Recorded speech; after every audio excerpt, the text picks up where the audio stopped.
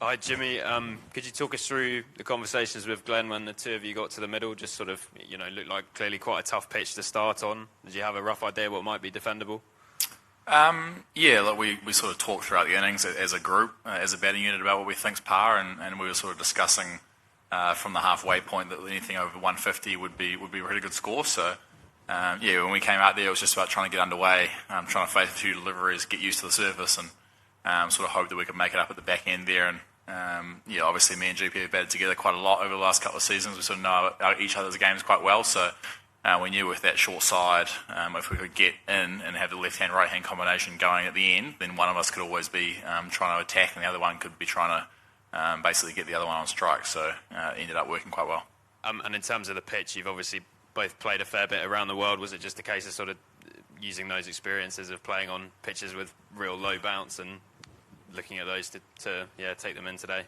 Yeah, well, we knew that it was the kind of surface that your sort of 8, 9, 10, 11 would struggle to come out and hit on. I think sometimes when you play on surfaces back in Australia, New Zealand, England's white ball surfaces, you can sort of back guys like Adam Milne and Tim Southey to come out and score 10 off 4 or 10 off 3 at the end. But we knew because it was that extra bit challenging, it was a little bit slow, a little bit two-paced, that me and Glenn would probably be the guys to have to take us that length deeper. And yeah, as we said, anything over that 150 was the first port of call, and once we could guarantee that, then it was about trying to see what we could get after that.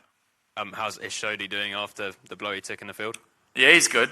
Ish is a pretty tough customer, so yeah, sort of histrionics from his part. So we took him off at the end there more as to give him a bit of a break and a bit of a rest. So we've only got one day before that Afghanistan game. Obviously, with the the concussion protocols and stuff, I assume he'll have to be monitored from that perspective. But at that stage, we're certainly expecting him to be fine. And just lastly, how aware were you of the fact that there were 1.4 billion or so Indians cheering on your opponents? Somewhere between 0 and 1%, I think. We're pretty good as a unit at sort of keeping what's necessary to concentrate on in the front of our minds. And there's been a few occasions over the last couple of months where there's been a lot of people talking a lot about us off the field, so it doesn't bother us too much. So it was just about going out on the field and getting done what we had to get done. And obviously there were a few different permutations around run rate as well after the game, but for us it was just about winning the game and moving on to Afghanistan in a couple of days. Cheers, Jimmy.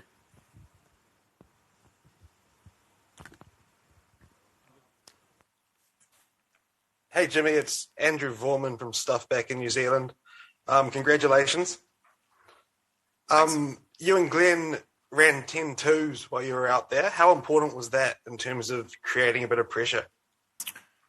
Extremely important. I think when you play on a surface like that, it's not going to be like it is, in Dunedin or the Cake Tin or Eden Park. You're not going to come out and, hit 4 or 5 boundaries in 10 balls. So it's a lot more about trying to put pressure on bowlers in different ways. And I think we were talking after the game. I think we got mid-70s, 74, 75 or something off the last 5 overs. So it was certainly a different way of skinning the cat. But we sort of knew that, as I mentioned earlier, anything above that 150 would be a challenging total. And GP is obviously a pretty quick customer, so it was a bit of a challenge for me to keep up with him. But the old legs have got a little bit of pace in them still, so it wasn't too bad. From your perspective, how good was it to sort of have a decent bat? Obviously haven't had to do much so far at this World Cup, but good to be able to contribute, no doubt. Yeah, it's the nature of how we play our T20 cricket, to be honest. I think even back in New Zealand, I don't have the stats in front of me. I can't imagine I would have faced more than 20 balls very often for New Zealand. So, it's all about trying to load up the back end with wickets in hand and come out and be explosive. And that's just the nature of the game in this team. I'm batting a lot in the nets at the moment. Luke Ronke's, putting a lot through his shoulder for me to try and keep a nick off the park and away from the game. So it's just about being as free as I can be and as clear as I can be in my game plans when I do get out there. And the nature of being that number 6 all-rounder is that you're going to be tasked with the game when the game's in hand. So there's going to be in those pressure situations, whether it's today or a semi-final or a final moving forward. So I'm always ready for that. And certainly no excuses from a number of balls faced point of view. You mentioned net run rate. Obviously, it's pretty simple now. It's just win on Sunday, and you're in the semi-finals. Is it good to have just some clarity in that regard? I mean, obviously, you're trying to win every match, but you now know it's just going to be a simple case of getting the result? Yeah, look, honestly, there's been a little talk about that from the outside. I think for us, even before the very first game of the tournament, we knew it was knock over one of India and Pakistan and win the rest of the games and you're through. It's a pretty simple equation. So, look, we've been focusing on each game as it comes. There was certainly zero disrespect to Namibia or Scotland from a world rankings point of view going into each game. We sort of knew that all the teams have enough quality to knock anyone over on their day. So for us, it's just about going out and taking care of our games. And I'm sure it was at the start of the tournament, if we'd been offered a virtual quarter-final against Afghanistan last game, we would have taken that. So we'll prepare for the next game just as we have the 3 or 4 leading up to it, and hopefully we can be on our game again in a couple of days. Yeah, you've obviously come through, just to finish off, these 2 matches with Namibia and Scotland. You have been tested at times, and it must be good to sort of have that in the middle of the tournament. Yeah, I mean, it's always a foot in each camp, isn't it? If teams struggle to win, 4 or 5 down and their tail end needs to bat, then people say they're not on top of their game. If they win 1 or 2 down, then people say their middle order hasn't had any batting. So there's always going to be people finding a reason that you're not in form or you're not going very well. So for us, we're confident in the way we go about our game. We've got a settled team now. We can move forward and prepare for each game, as I mentioned, as we always do. And whether it's Guppy hitting 100 again, or whether it's me and Sat or Tim Southey trying to finish off innings, we've had plenty of experience at both of them over the last couple of years. So we certainly won't be worried either way. No, cool. Thank you. Yeah. Hi, Jimmy. My question is to you is that how the bio bubble is affecting the players mentally, and what you do during the bio bubble, like when you're not allowed to roam properly.